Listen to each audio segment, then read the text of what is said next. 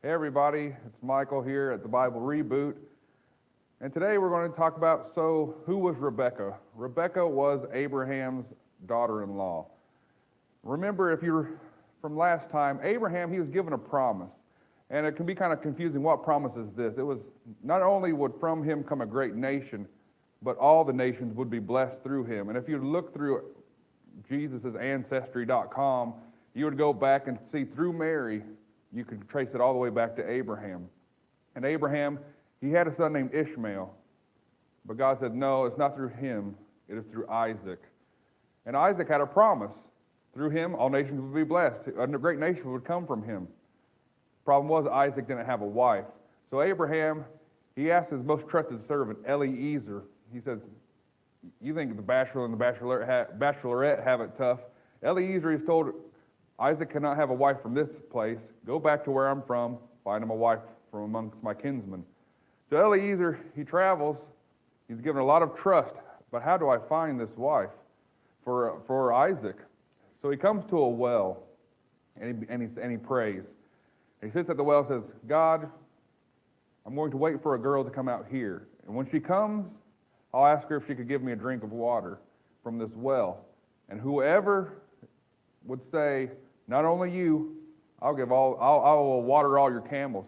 Now remember, camels, they drink a lot of water, so this is a whole lot of work. Before he's even done saying this young, beautiful girl comes out.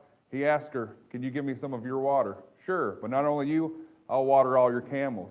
Rebekah, she was a very beautiful girl, obviously a very hardworking girl. And he lets her know who he was, that he is a servant from Abraham.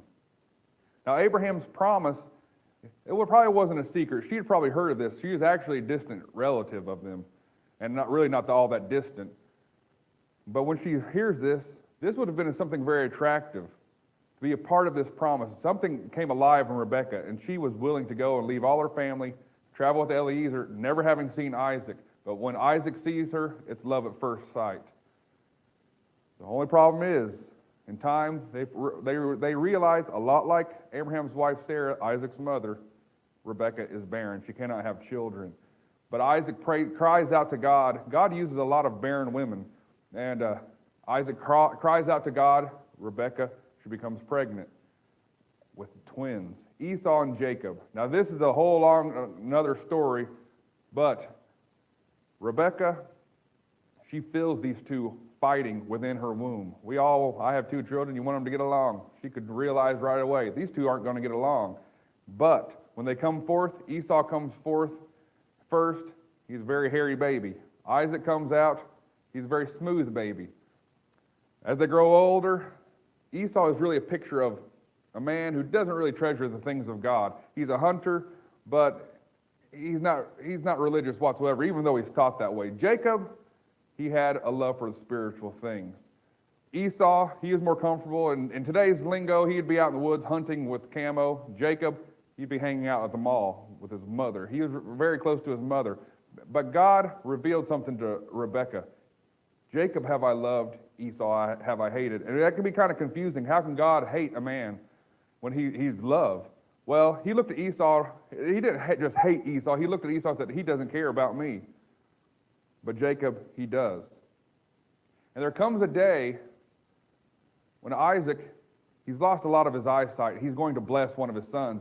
Isaac, he feels very close to Esau. He loves Esau because Esau is a hunter. He brings him meat. Jacob, well, he's kind of a mama's boy. But Rebekah realizes the promise is going through Jacob. God has revealed that to her.